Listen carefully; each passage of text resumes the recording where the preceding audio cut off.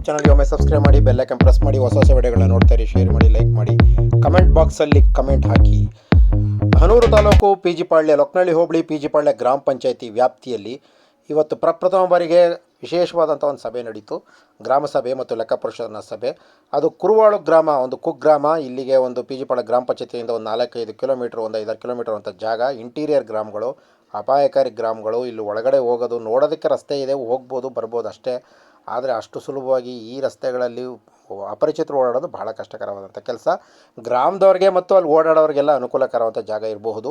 ಹೆಂಗೆ ಮಾದೇಶ್ವರ ಬೆಟ್ಟ ವ್ಯಾಪ್ತಿಯಲ್ಲಿ ಕಾಡು ಒಳಗಡೆ ಇಂಟೀರಿಯರ್ ಗ್ರಾಮಗಳು ಹೇಗಿದೆಯೋ ಅಲ್ಲಿ ಹೋಗಿ ಸಾಧ್ಯ ಇಲ್ವೋ, ಇಲ್ಲಿ ಹೋಗಿ ಸಾಧ್ಯ ಇದ್ದರೂ ಕೂಡ ಇಲ್ಲಿ ವಾಪಸ್ ಬರೋಕ್ಕಾಗಲ್ಲ. ಹಾಗೆ ನಾನು ಪಿಜಿಪಾಳ್ಯ ಗ್ರಾಮ ಪಂಚಾಯತಿ ವ್ಯಾಪ್ತಿಯಿಂದನೂ ಆ ಕುರುವಾಳು ಗ್ರಾಮ ಎಷ್ಟು ದೂರ ಆಗಿದೆ, ಎಷ್ಟು ವಿಸ್ತೀರ್ಣ ಇದೆ, ಇಲ್ಲಿ ಗ್ರಾಮಕ್ಕೆ ಹೇಗೆ ಹೋಗ್ತಾರೆ ಜನ ಅನ್ನೋದನ್ನು ಖುದ್ದಾಗಿ ಪರಿಶೀಲನೆ ಮಾಡಲು ಕಾಲ್ನಡಿಗೆಯಲ್ಲಿ ಒಂದು 3-4 ಕಿಲೋಮೀಟ್ರ್ ನಾನು ಕೂಡ ಹೋದೆ ಅಲ್ಲಿಗೆ. ಹಾಗಾಗಿ ಆ ಗ್ರಾಮದ ವ್ಯಾಪ್ತಿಯಲ್ಲಿ ಏನು ಸಮಸ್ಯೆ ಇದೆ, ಏನು ಪರಿಸ್ಥಿತಿ ಇದೆ ಮತ್ತು ಅಲ್ಲಿ ಪಂಚಾಯಿತಿ ವ್ಯಾಪ್ತಿಯಲ್ಲಿ ಏನು ತೊಂದರೆಗಳಾಗಿದೆ ಅನ್ನೋದ್ರ ಬಗ್ಗೆ ಪರಿಸರ ಪ್ರೇಮಿ ಕೃಷ್ಣ ಮತ್ತು ಮಾಜಿ ಗ್ರಾಮ ಪಂಚಾಯತ್ ಅಧ್ಯಕ್ಷರವರು, ಅವರು ಆ ಗ್ರಾಮದ ಮುಖಂಡರು ಕೂಡ, ಅವರು ಕೂಡ ಏನು ಹೇಳಿದ್ದಾರೆ ಬನ್ನಿ ಅವ್ರನ್ನ ಖುದ್ದಾಗಿ ನಾನೇ ಮಾತಾಡ್ಸಿದ್ದೀನಿ. ಮತ್ತು ಅಲ್ಲಿನ ಸಮಸ್ಯೆಗಳು ಮತ್ತು ಪಂಚಾಯತಿ 30 ಕಿಲೋಮೀಟರ್ ವ್ಯಾಪ್ತಿಯ ಬಗ್ಗೆ ಹೇಳಿದ್ದಾರೆ. ಕೃಷ್ಣ ಅವರೇ ನಮಸ್ಕಾರ.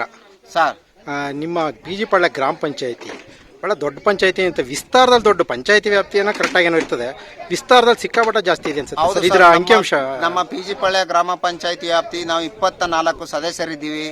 ಸುಮಾರು ಒಂದು 12,000 ಜನಸಂಖ್ಯೆ ಇದ್ದೀವಿ ಸರ್.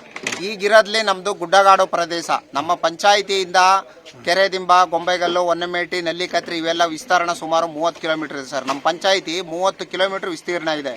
ಅದರಲ್ಲಿ ಸಹ ಜನರಿಗೆ ಕೆಲಸ ಕೊಡಬೇಕು, ನಾವು ಅಭಿವೃದ್ಧಿ ಮಾಡಬೇಕು, ಪಂಚಾಯಿತಿನ ಮುಂದೆ ತಗೊಂಡು ಹೋಗಿ ಜನರಿಗೆ ಕೆಲಸ ಕೊಡಬೇಕು ಅಂತಿದ್ದೀವಿ. ಕೆರೆದಿಂಬ, ಗೊಂಬೆಗಲ್ಲಲ್ಲಿ ನೆಟ್ವರ್ಕ್ ಇಲ್ಲ, ನೆಟ್ವರ್ಕ್ ಸಮಸ್ಯೆ.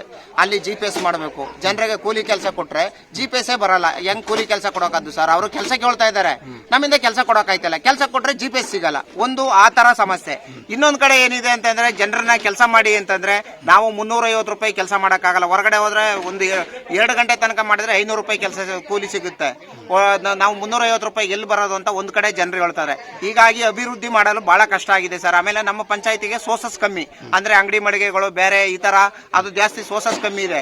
ಆದ್ರೆ ಪಂಚಾಯತಿ ಮಾತ್ರ ದೊಡ್ಡದು. ಆದ್ರೆ ಯಾಕೆ ಸೋರ್ಸಸ್ ಕಮ್ಮಿ ಅಂತಂದ್ರೆ, ಗಿರಿಜನರು, SC ST ಹಿಂದುಳಿದ ಜನಾಂಗ ಜಾಸ್ತಿ ಇರ್ತಕ್ಕಂಥ ಎಲ್ಲ ಬಡ ಕುಟುಂಬಗಳು. ಇನ್ನು ಸುಮಾರು ಜನ ಮಳೆ ಹೋದ್ರೆ ಮನೆಗಳು ಸುರಿಯುತ್ತೆ, ಆ ಪರಿಸ್ಥಿತಿ ಇದೆ ಗಿರಿಜನರು. ಪಿಜಿಪಾಳ್ಯ ಪಂಚಾಯತಿ 2,000 ಚಿಲ್ಲರೆ ಮನೆ ಇದೆ ಸರ್. 2,000 ಚಿಲ್ಲರೆ ಮನೆ ಇದೆ. ವಿಸ್ತೀರ್ಣ 35 ಕಿಲೋಮೀಟರ್ ಇದೆ ಸರ್. ಅಲ್ಲಿ ಏನಾರ ನಾವು ವಿಸಿಟ್ ಮಾಡಕ್ ಹೋಯ್ತು ಅಂದ್ರೆ ಮಳೆ ಬಂದ್ರೆ ಅಲ್ಲೇ ಇರಬೇಕು. ಯಾವ್ದಾರ ಕಾಡು ಪಾಡಿ ಸಿಕ್ಕಿದ್ರೆ ಅಲ್ಲೇ ನಿಂತಿರ್ಬೇಕು. ಇವು ಒಂದು ದಿನಕ್ಕೆ ಹೋಗಿ ಒಂದು ದಿನಕ್ಕೆ ಬರೋಕ್ಕಾಗಲ್ಲ ಅಂತ ಗ್ರಾಮಗಳು ನಮ್ಮ ಪಂಚಾಯತಿ ಒಳಗೆ. ಹೆಚ್ಚು ಕಮ್ಮಿ ನಮ್ಮ ಪಂಚಾಯತಿಲಿ 24ರಿಂದ 25 ಹಳ್ಳಿ ಒಳಪಡ್ತವೆ. ಅದರಲ್ಲಿ ಇಂಟರ್ ಫಾರೆಸ್ಟ್ ಒಳಗಡೆ ಇರ್ತಕ್ಕಂಥದ್ದು ಒಂದು 5 ಗ್ರಾಮಗಳಿದೆ. ಅದು ಬಹಳ ಕಷ್ಟ. ನಮ್ಮ ಪಂಚಾಯತಿ ದೊಡ್ಡ ಪಂಚಾಯತಿ. ಅಧಿಕಾರಿಗಳು ಇದನ್ನ ಗಮನದಲ್ಲಿ ಇಟ್ಕೊಂಡು ಬೇರೆ ಅನುದಾನಗಳನ್ನು ಕೊಟ್ಟು, ಆಮೇಲೆ ಆ ಜನರಿಗೆ ಕೂಲಿ GPS ನೆಟ್ವರ್ಕ್ ಸಿಗಲ್ಲ. ಅದು ಇಲ್ದಿದ್ರೆ ಪರಿಹಾರ ವ್ಯವಸ್ಥೆ ಏನ್ ಮಾಡಬೇಕು ಅನ್ನೋದನ್ನ ಮಾಡಿ ಆ ಜನರಿಗೆ ಕೂಲಿ ಅನುಕೂಲ ಮಾಡಿಕೊಡ್ಬೇಕು ಅಂತ ನಾನು ಕೇಳ್ಕೊತೀನಿ ಸರ್. ಧನ್ಯವಾದಗಳು ಸರ್, ಥ್ಯಾಂಕ್ ಯು.